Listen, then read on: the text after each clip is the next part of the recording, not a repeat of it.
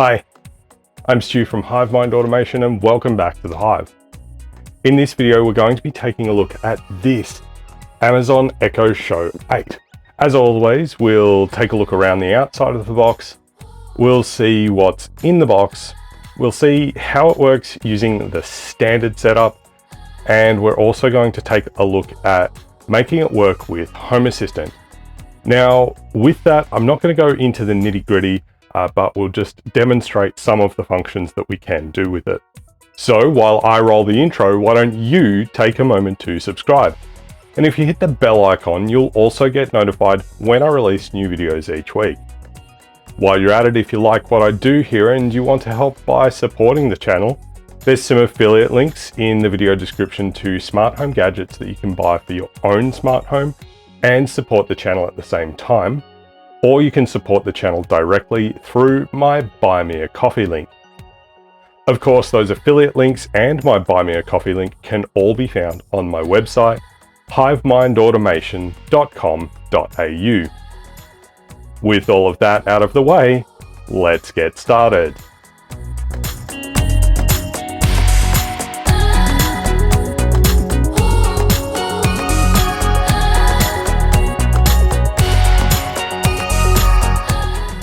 Now, long-term viewers of the channel may know that I use Amazon Echo devices like this Echo Plus here in my dining room, and I've got these throughout the house. On top of the Echo Plus in the dining room here, I've got some Echo Dots in some other rooms like the bedroom. I've got one in the ensuite, and I've got one in the office as well. Now, last week we looked at the Google 5-inch Nest Hub. And at the time of writing and filming, it was actually Prime Day earlier this week. Now, this Echo Show, which normally retails for $229, there's also a 5.5-inch version for $119. But for Prime Day, this 8-inch model was marked down to $99. So I picked one up. So before we get stuck into the Echo Show 8, we'll discuss a couple of prerequisites.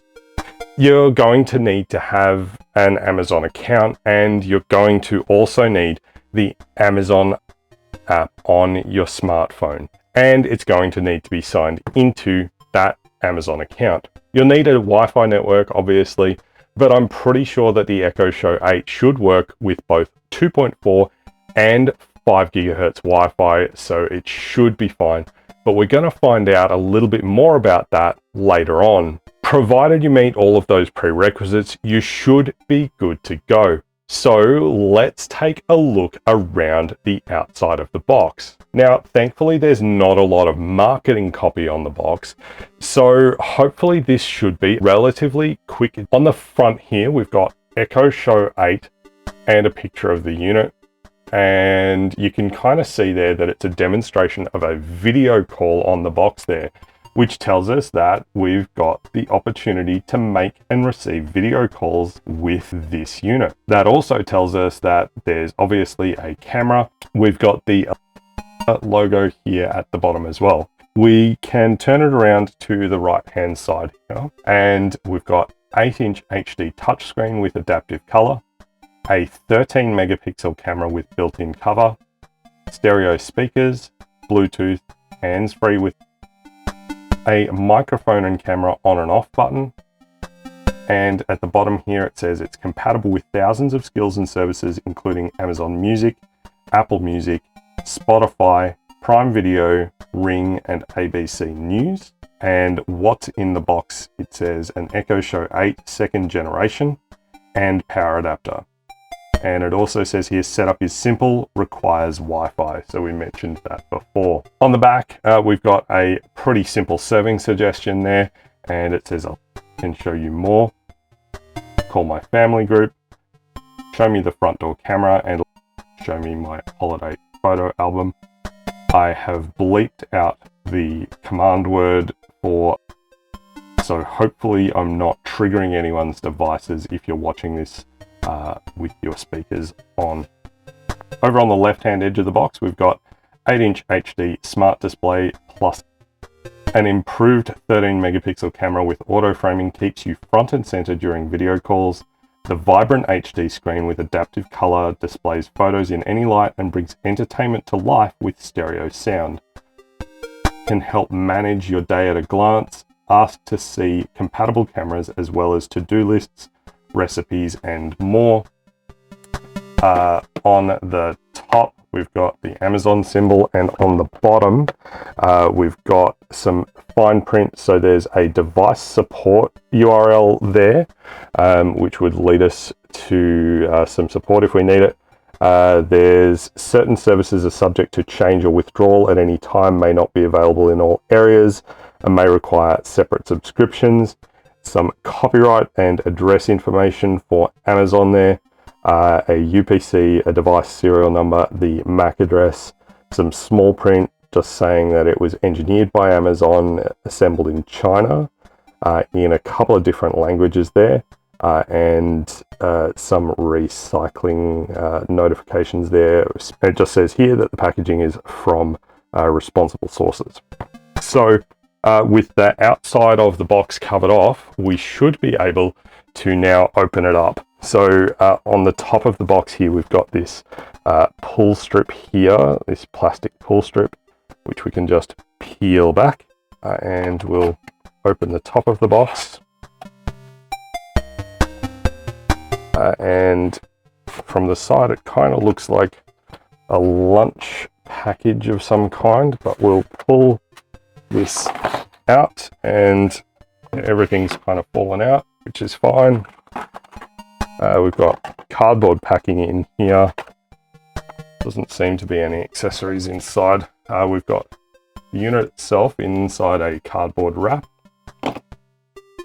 and the power adapter here, which is just a pretty basic, I think a standard kind of 2.1 millimeter with the slot there. It is a 30 watt power adapter, 100 to 240 volts input at 1 amp, 18 volts output at 1.67 amps, and that's about it there. I will undo the rubber band on that, pop that aside, and we will take a look here. We've got hello, Echo Show 8, and a little kind of quick start guide that just tells us to plug in the device and set it up, download the Amazon app, and try things with the Echo Show 8. So I will say that the packaging already seems a little bit more secure than the Google Nest that we looked at last week. I will kind of undo this cardboard around the outside, and we've got this kind of plastic wrap around the outside as well. So here's the unit itself. We've got this nice big kind of black screen on the front here. You can see the camera notch in the top right hand corner of the bezel there. On the side, we've got this kind of charcoal speaker fabric. On the back, we have a power input with the 2.1 millimeter jack there, and there's also what appears to be a micro USB port there. So I'm not sure what that's about. I might have to do my research on what that does.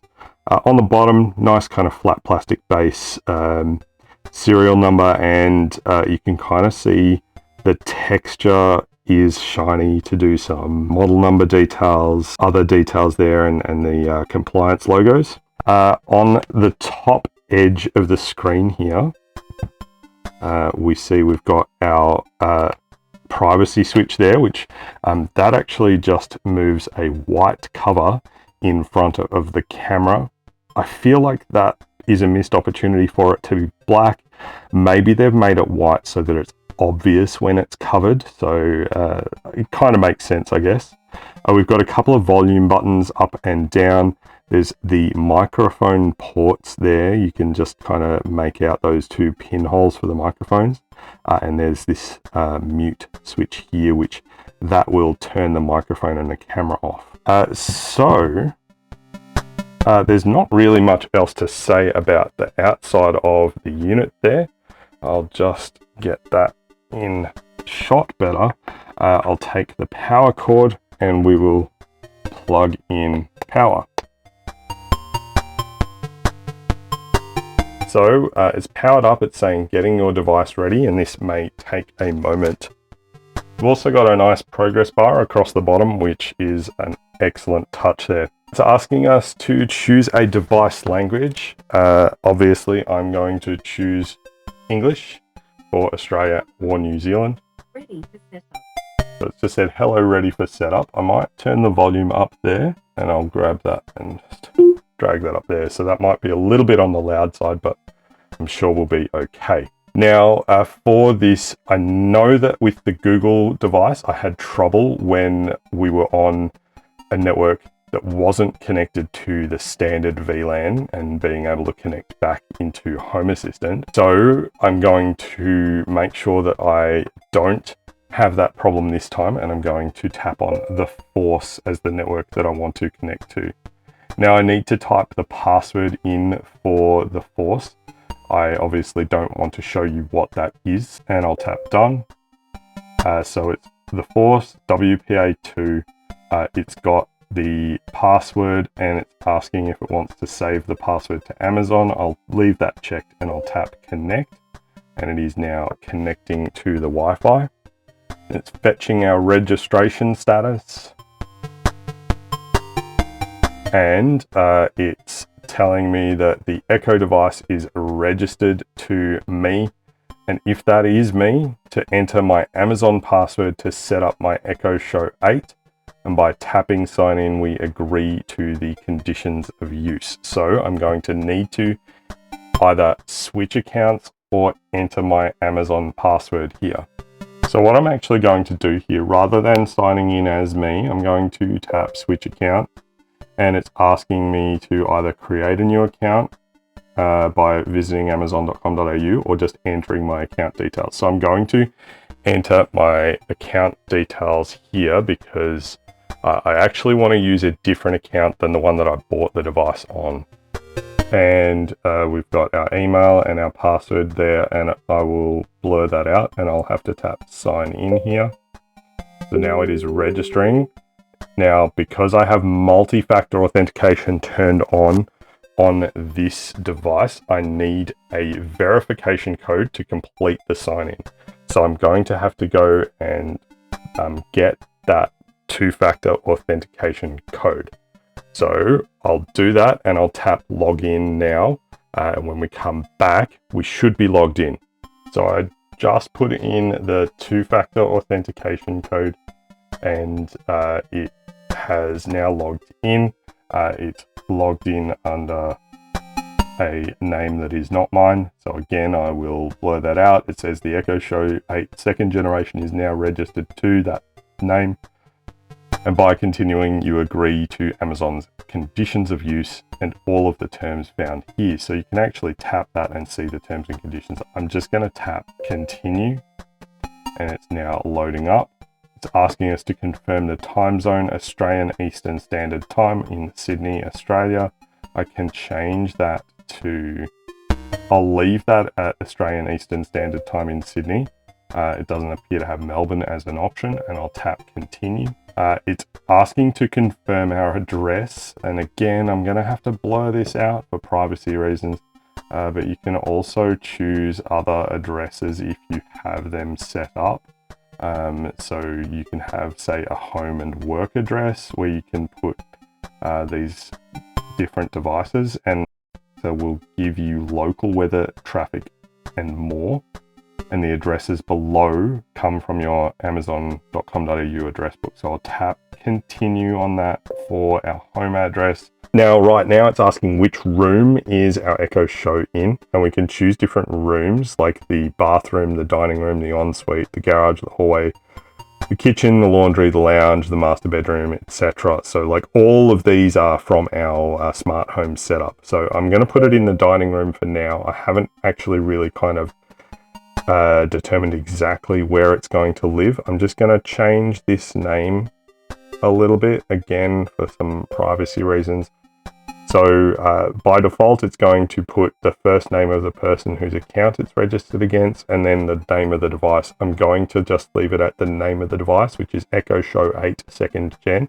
In fact, I might just take off the 2nd Gen there and leave it at Echo Show 8. so that is nice and simple to find and to remember. So I'll tap continue now. We've given it that name. It's saying your photo display will periodically change images within the category that you select, and you can upload your photos to display them on this Echo Show. I'll leave that blank for now. I believe we can change that later. I'll tap continue, and now it is going through some updates. So it says there's device updates ready. The device will be updated to the latest software, and this could take about 10 minutes. Now, we did see with the Google device that this took probably around an hour to actually complete all of the updates, which was really frustrating. Hopefully this one's not so bad. I'll just tap install now, and we As I install the updates, this device will restart twice. Installing those updates. That was kind of a bit loud. I might turn that down. And now it's updating, and we've got this nice progress bar at the bottom, and it says do not unplug during this time.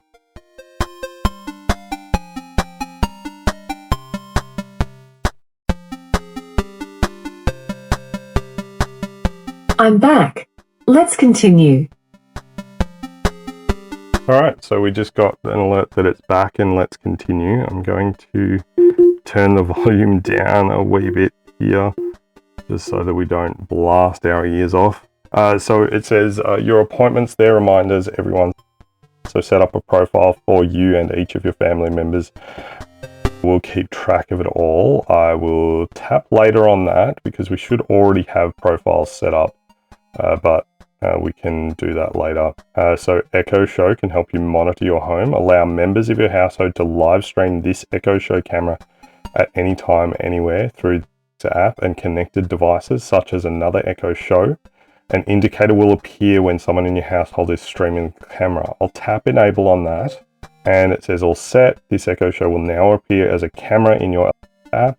Go to devices, cameras in the app to try a live view. To customize camera features, go to settings on this device. I'll tap done, and we've got loading. It says make this device child friendly with Amazon Kids. We don't have kids, so I'm going to tap no on that. You could obviously set that up to your preference if you wanted to.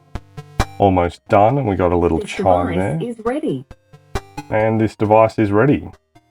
And it looks like it's just turned off there. I think it might be about to restart, maybe. There we go. So it took a minute there to kind of start up. We've got a really kind of basic home screen there with our time and the temperature. And a kind of indication of what the weather's like outside. So it's partly cloudy, 10 degrees, and the time, and it's kind of cycling through these gradient wallpapers here, these kind of geometric shapes. So if I tap, we got a little slide down from the top, and we've got some settings here. So we've got home settings, do not disturb, brightness, notifications, alarms, photo frame, communicate, music, smart home, video, routines, and active media. So if I go into music, for example, we've got our music library here for recently played. We can back out. I can grab that arrow again, and we've got smart home. And this is obviously what we're here to see. So pull that down, and I'll tap on smart home. And we've got things like our favorites, which we've got our lounge AC there. We can see that is currently, that just refreshed, and then now it's showing me the wrong thing. It was showing me that it's on and set to 21 degrees, and it is in fact on and set to 21 degrees, but now it is showing me off. I'm not sure what that's about, but we've got things like our bedroom strip, which we should be able to tap and turn on and off. Our desk LED strip, hallway lights, which are currently on. I should be able to tap those and turn them off. And some other things. We've got some groups in here. So some are on in the bathroom. We've got some lights in here, plugs, switches, etc. Cameras is something that I am interested in seeing more about here. So cat cams are not responding. The Echo Show 8 is showing here. The front door high, let's tap that and see whether or not we can see what that is. And it says waiting for Home Assistant. So it's going to try and grab that camera feed from Home Assistant. So we've got our front door camera feed there coming from Home Assistant, and what I will say is that I've noticed there's around about 10 to 15 seconds of latency between what is being displayed here and real time. So I can see there that it's 3:32 and 30 seconds on the feed, but it's 45 seconds just now. So we do know that there's a bit of a delay there. I believe that is actually introduced by Home Assistant. I would need to find a better way potentially to stream those cameras. But we can back out and we'll go back to the main screen. Now we've got this bar on the right hand side. So if I tap on that, we see we've got introducing widgets. So with widgets, you can see your favorite features at a glance, and to access shortcuts, swipe down from the top of the screen. So with widgets here, I should be able to tap in there and we've got a widget gallery. So we can do things like play workout music, we can see a shopping list, we can see smart home favorites, we can see recently played, recommended in there. So if I go to widget gallery though, let's see what we can find in the widget gallery. I will say that the responsiveness is a little bit on the slow side. I'm not super keen on that. So widget gallery, we've got some things here, suggestions, animal letters, calendar and reminders, calm my dog, color clash, daily affirmations, daily motivation, favorite photos, feel the pressure, kind space. So different things that we can turn on and kind of play with as a quick thing. Smart home favorites, I think, is probably a good one to have there, but we would need to define our favorites in the Amazon app, and we've also got weather there, which is probably a good one as well. I'll back out of the widget gallery for now, so we can swipe across the widget gallery, and you see here we've got our smart home favorites. So we've got our lounge AC, which we can turn on and off. There's some switches like an exhaust fan, etc. And we can rearrange this stuff. So I might say, for example, move the smart home favorites to the front, and I might remove that one. I might remove that one and tap done.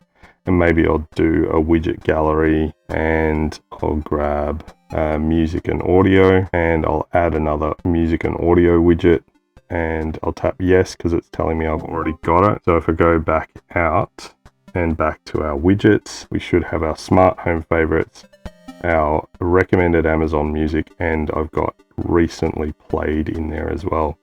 It's showing me some suggestions, so we can do fun with Alexa and try different things. So I can say, what's the weather? Right now it's 10 degrees Celsius with cloudy skies. Today's forecast has showers with a high of 11 degrees and a low of 3 degrees. By the way, you have a new notification. Do you want to hear it? Yes. One new notification from Amazon Shopping. A shipment is due to arrive today.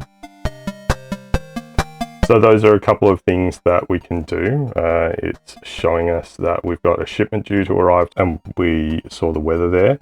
And it's going to display this, and it should probably go away in a second, but we can grab this and kind of scroll up and see previous notifications, or we can back out of our notifications. Back here on the weather screen, we can say, what is the chance of rain? It might rain today.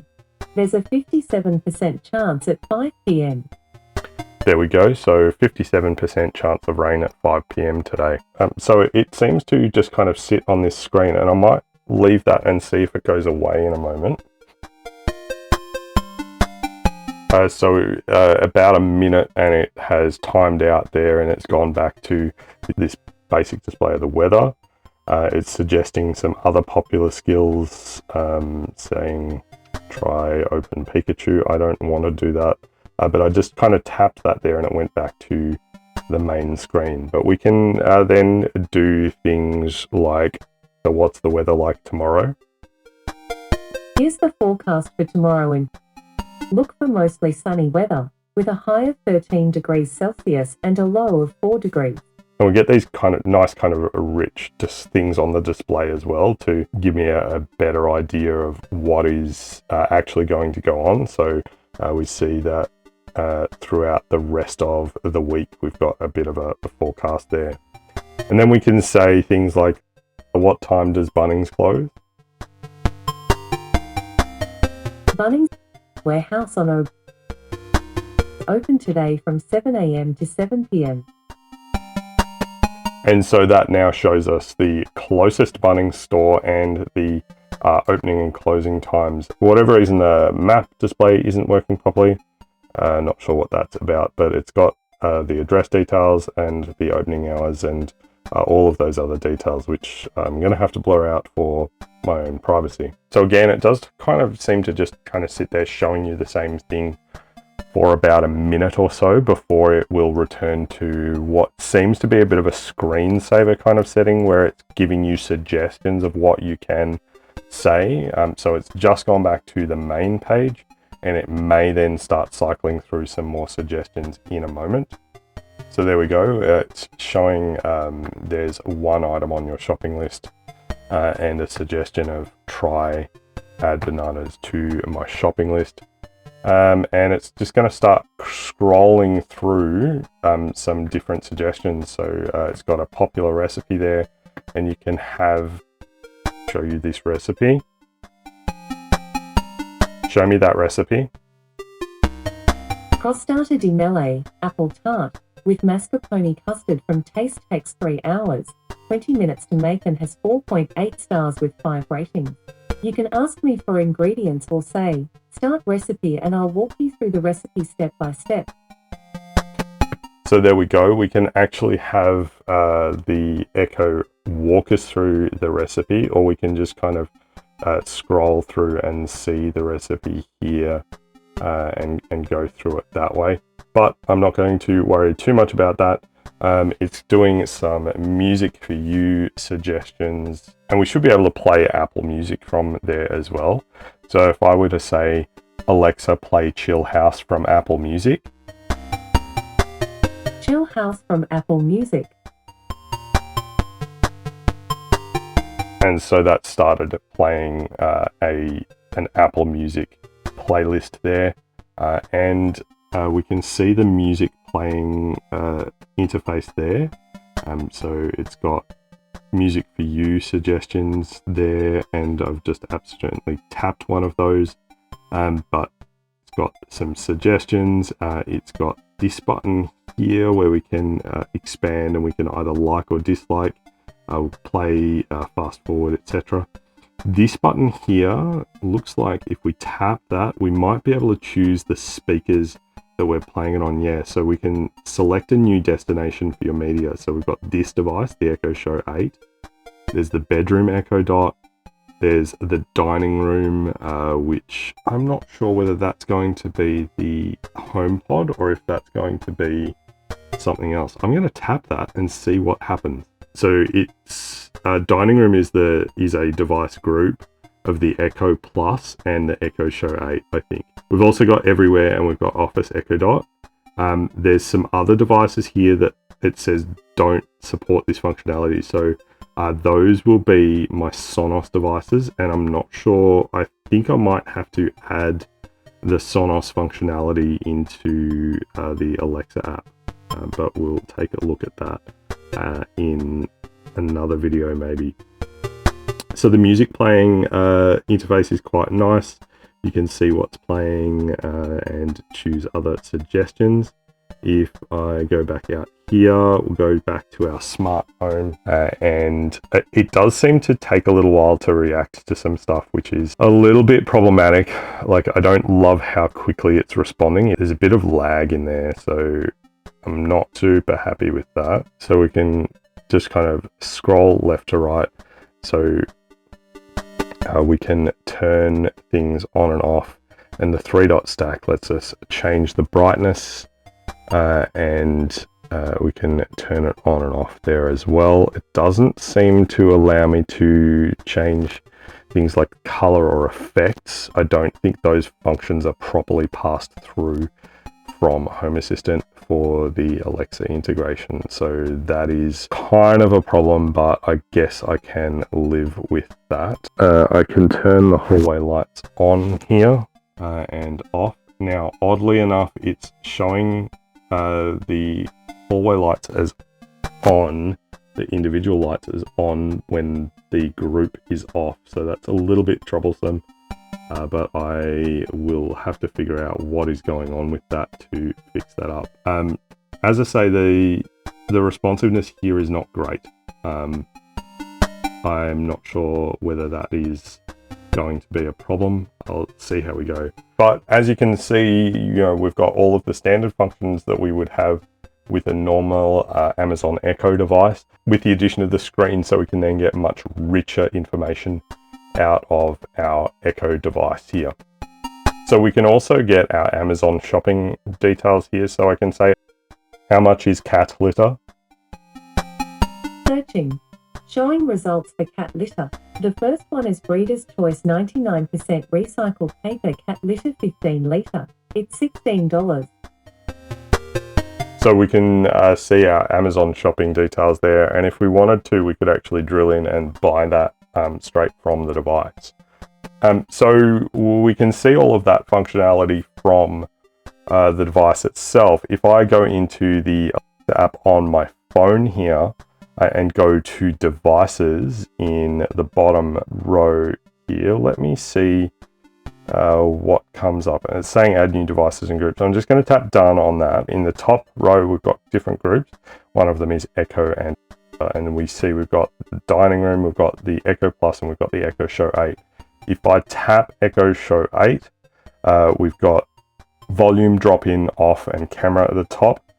I think off is the do not disturb. So I've just turned on do not disturb, and you just saw a little purple thing on the bottom of the screen there.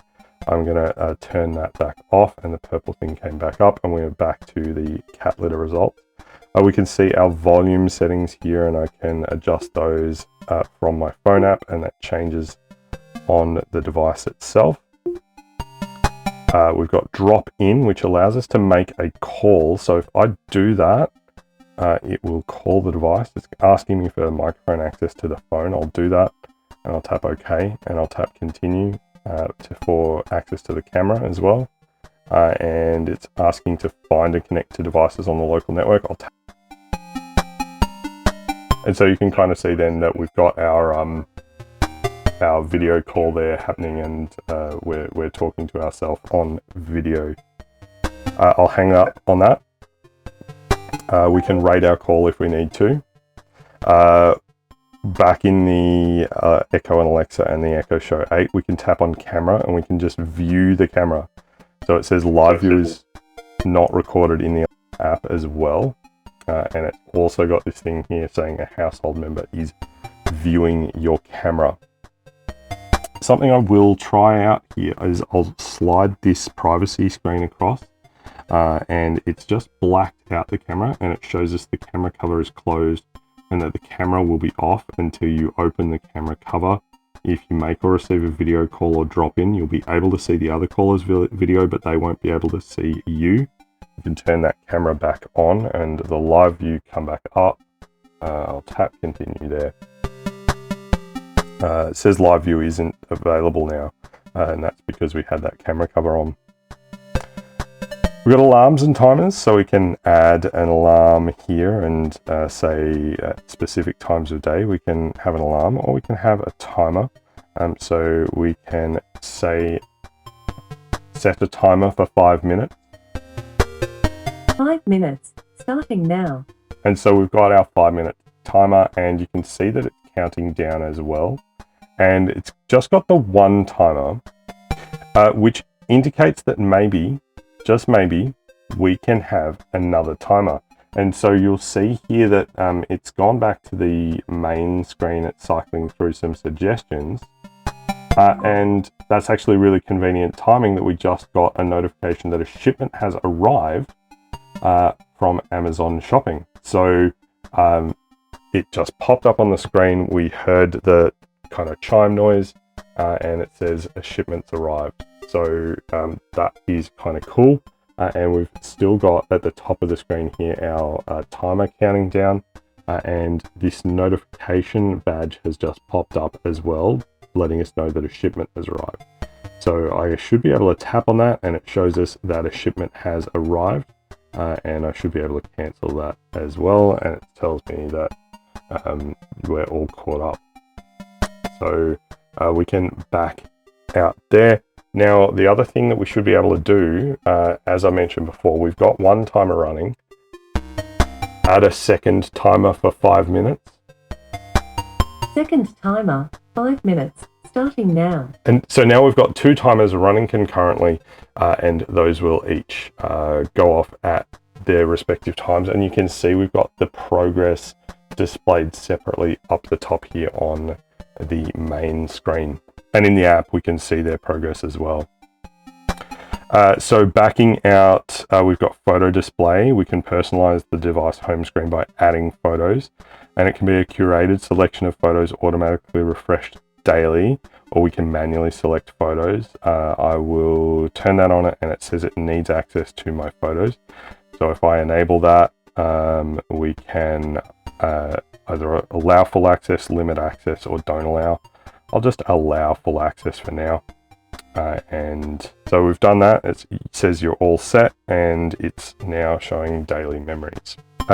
So we can also see that there's a function here for enable this day. We can use the Amazon Photos app, the free Amazon Photos app, to sync our camera roll, and then we can use the app to enable this day, and then you'll get photos from this date in years past on the device. So that would be kind of cool as well, for like similar to the memories function that we get. But we've also got more collections here as well, so we can go into more collections and see recent photos. We can choose from your Amazon Photos collections to personalize the device. I'll leave that for now. And it says everyone has 5 GB of storage with Amazon Photos. I'll go back to our devices and Echo Show 8 here. And we've got manually select my photos as well, and we can go to see all options, which is the manually select all photos. So that's where we were just a moment ago. And lastly, we've got our status, which shows our Wi-Fi network and whether or not we've got Bluetooth connected. And we can drill in and see the different functions here. So we can see whether we're using the built-in speaker. There's other devices that we can connect here as well. We can turn different functions on and off, change the device location. We can change the wake word. So we can change it from the default to either Amazon Computer or Echo. There's also voice, so we can change his voice to different things. So if I change that to new, let's see what that sounds like. So what's the weather like tomorrow? Tomorrow there will be mostly sunny weather with a high of 13 degrees Celsius and a low of 4 degrees. Okay, so we got that male voice is the new one. And you'll see now that in the last 10 seconds of the timer, it's counting that down. And we can just tap stop on there, and that is done. So I'll leave it at the new voice there. We can see our camera settings in here, and it says a household member is viewing your camera. We could turn the speaker and the microphone on and off if we wanted to there as well. So check. So that's just kind of the microphone on our phone is then going to play back through there if we've got the mic, and the speaker on our phone is going to play the mic from the device if we've got those turned on. And we can tap stop on the device itself to prevent people from viewing if we wanted to do that, or we can flip the camera cover on.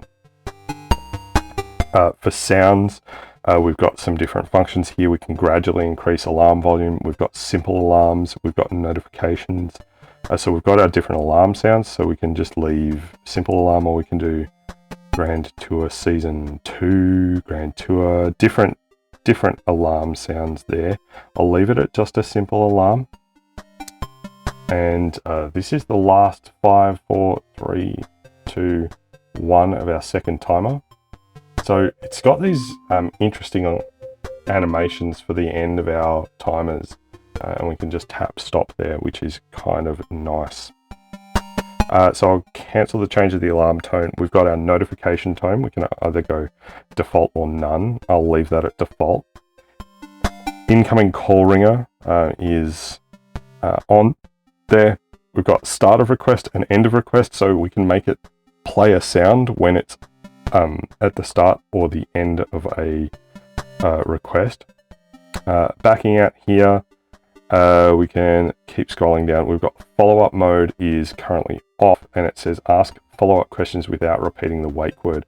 I like this turned on so that I can then ask those follow-up questions. So that's really what we can do with the device itself. There is a cog in the top right hand corner here, and that just takes us back to those same settings there. But that's pretty much what we can do in the Amazon native app, and also just by using the functions on the physical device. Now, of course, it would be nice to be able to use this with Home Assistant, and there's some good news here. If you are like me using Home Assistant Cloud, and over here, this is my production instance of Home Assistant, we can look at our Home Assistant Cloud, and we are signed in. We're an active user. We've got that subscription, and the cloud connection status is connected. Now, the Home Assistant configuration for Google Assistant and Amazon settings have been moved from this Home Assistant Cloud page. They are now in settings and then voice assistants. So we've got this function here. So with the integration for Home Assistant Cloud, you'll be able to control all of your Home Assistant devices via any enabled device. So we've got this function to expose new entities. We've also got enable state reporting, and we've got 161 entities exposed. We can choose which devices we want to expose or not expose. So I can select different devices in here, and I can then unexpose or expose in the top right hand corner. I'm going to unexpose a handful of those. And we can also click expose entities here, and we can then scroll down. We can expose things like the dining room purifier, temperature and humidity. We can expose the outside temperature and humidity. So pretty much any entity that we have in our Home Assistant here, we can either expose or not expose that to our Amazon account, and that can help us to kind of keep some stuff a little bit clean, because some of this stuff, like these octoprint temperatures, I don't want that stuff cluttering up my Amazon integrations. Even things like the motion detection sensors and those kinds of things, I don't really want those cluttering up my Amazon integrations either. But because we've already got the Home Assistant Cloud set up, and we've got our voice assistant turned on, we don't actually need to do anything. And we already saw that we can see most of our Home Assistant devices in our smart home function here. So in our smart home here, dig into there, and we can change the temperature. So if I were to drop that to 20 degrees, it's going to then change that setting. So we can actually change the settings of things like the lounge AC there. And if I go back out to, I'll just go to our wall controller here, and we should see, yeah, so it's showing as set to 20 degrees on our wall controller dashboard, and I don't know why it's not showing that properly on the Amazon dashboard that we've got there. So the responsiveness seems to not be particularly great there. I'll keep this wall controller dashboard up, and I should be able to say turn off the bedroom strip, and we should get, there we go. So that's turned that bedroom strip off. I'll turn that back on. Now I've turned the bedroom strip back on from within Home Assistant, but we've still got the interface here showing that it is off. If I back out, we see that we've got the bedroom strip there, and it is actually showing that it is on. So it's a little bit funky. The interface isn't super responsive, which is a little bit not great. but I'm sure it will be workable for our needs anyway. So as you see, we've already got our Home Assistant accessories available to us in our Amazon Echo there, because we've had that set up for years. We should be able to just do the same things that we would normally do with the Amazon Echo Plus behind me here, you'll see with that red ring. The other direction though is a little bit more tricky.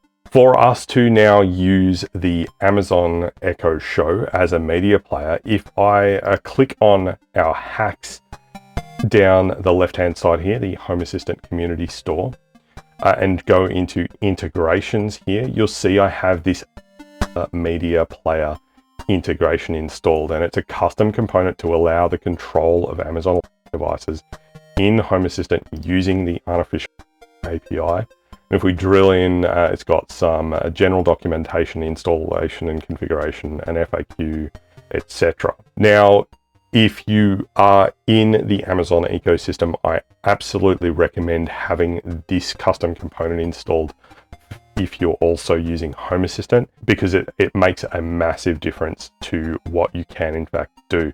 If I go over to settings here and then go to devices and services here, we've got our media player integration. And if I drill in here, we've got 9 devices and 56 entities. I'm going to click the 3-dot stack and reload, and we hopefully will get a new device in here. So the integration was reloaded. We didn't get a new device. If I click on 9 devices though, let's see what we've got. So we do have an Echo Show 8 Do Not Disturb switch. So it's kind of part of the way there. I have a feeling that what we're probably going to need to do here is reboot our Home Assistant for this to refresh properly. So I'm going to tap on Developer Tools here, check our configuration. Configuration will not prevent Home Assistant from starting. I'm going to restart Home Assistant there. Okay, so it looks like Home Assistant is back online now, and you'll see that inside our media player integration, we've now got 12 devices and 69 entities. So we've got this Echo Show 8, and we can drill in. We've got things like next alarm, next reminder, and next timer, and those are all currently unknown. We've got a do not disturb switch, a repeat switch, and a shuffle switch. And in connected devices here, we've also got Echo Show 8. And I'm not sure what that is going to do for us.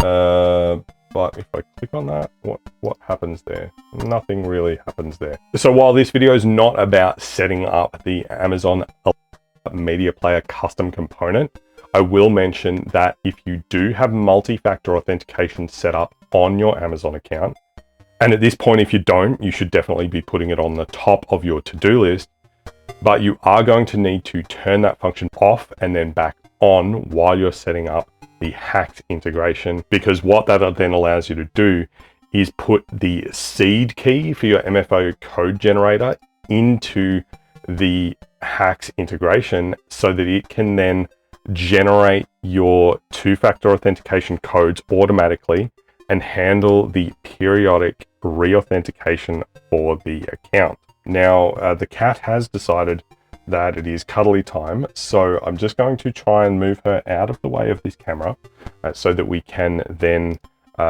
do some more experiments here with the media player integration and do some announcements and text-to-speech using the Echo Show 8.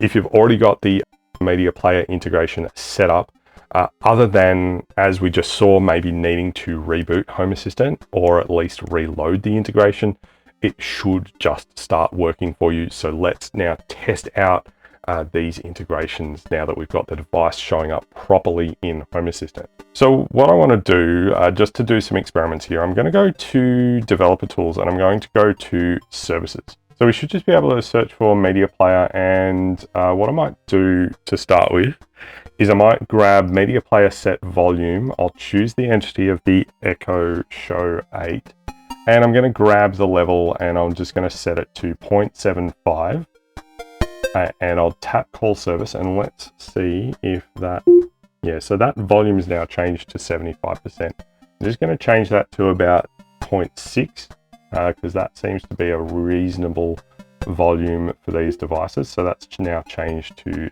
0.6. And that is the same as if I were to say, set the volume to 7,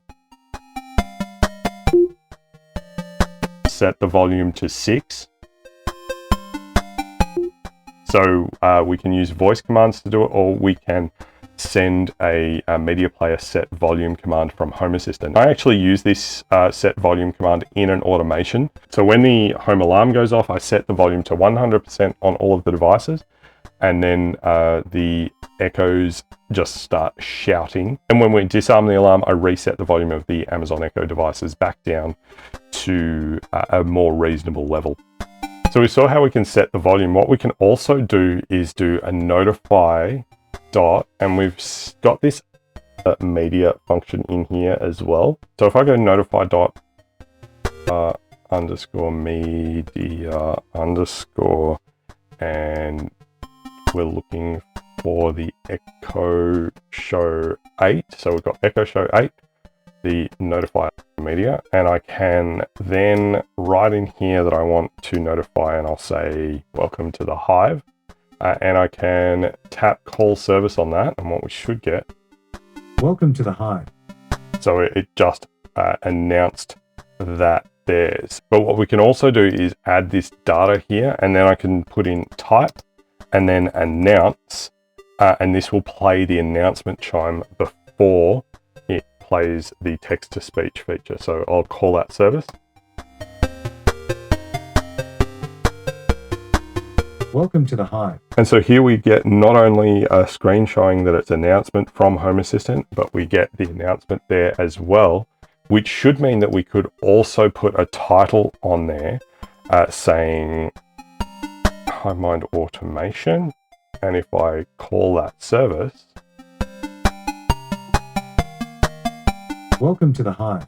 So there we get the announcement, and we get where it's from shows as whatever we put in the title there. So that's a really great way, I think, to add some additional functionality to this device by sending announcements to it. So we can do pretty much whatever we want, and we can use these service calls in automations. And as I say, I use this when someone rings the doorbell. I use this with our security alarm. All of these things are great use cases for you to add functionality to your Amazon devices that you have around the house. So that's the Amazon Echo Show 8.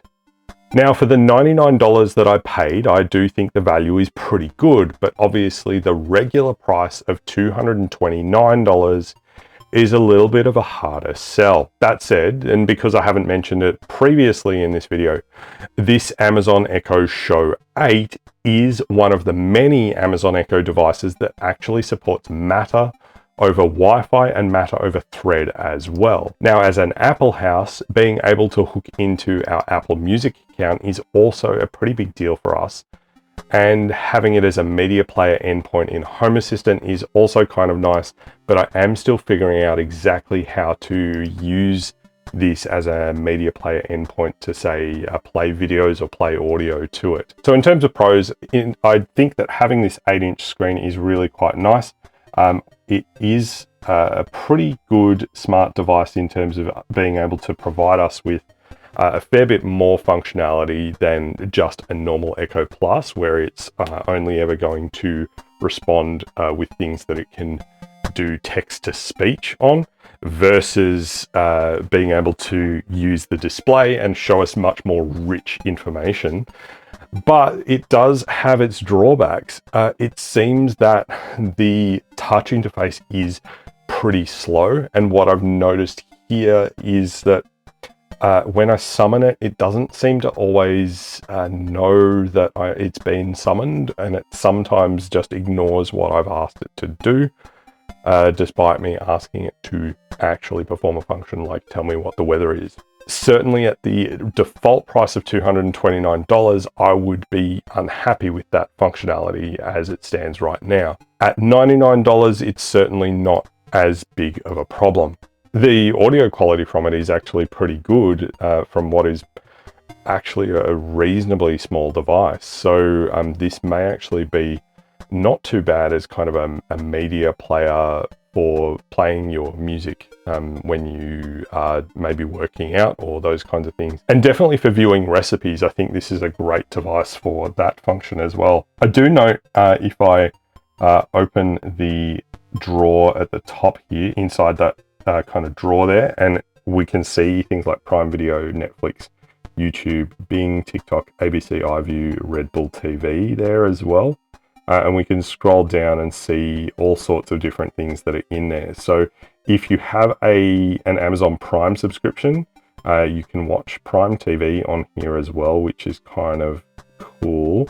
Or you can watch YouTube, Netflix, etc. Now, it's obviously not going to be the biggest screen in your house, but it might actually be okay as a secondary screen when maybe not everyone in the house wants to watch the same thing. I will be looking at doing a head-to-head comparison between the Google Nest Hub and the Echo Show 8 in a future video to see kind of where the differences and where the similarities are.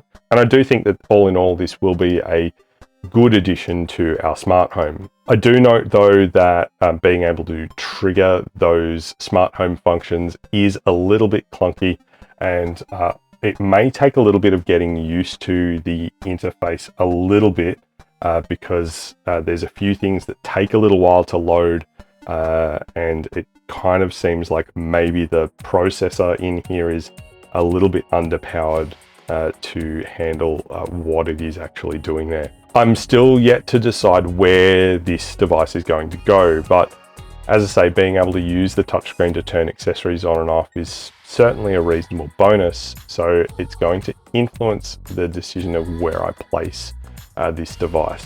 That is all we have for this video, and I do hope that it helped you in your home automation journey. Be sure to let me know what you think of the Echo Show 8 in the comment section down below, and also drop a comment with home automation ideas that you'd like to see me cover in future videos. Don't forget to follow HiveMind Automation on Twitter, Instagram, and Facebook. And if you like this video, hit the thumbs up button down below to give it a like and help the YouTube algorithm to recommend it to more viewers. If you're not already subscribed, please consider changing that now. And while you're at it, if you hit that bell icon, you'll get a notification when I release new videos each week. Lastly, if you enjoy what I do here and you want to help to support the channel, there's different ways to do that, including a Buy Me a Coffee link in the video description below. Any contribution you make through Buy Me a Coffee gets put towards making more and hopefully better content for you to enjoy. Don't forget to check out my website, hivemindautomation.com.au. Thank you so much for watching. I'm Stu from HiveMind Automation, and I'm looking forward to seeing you next time. Bye for now.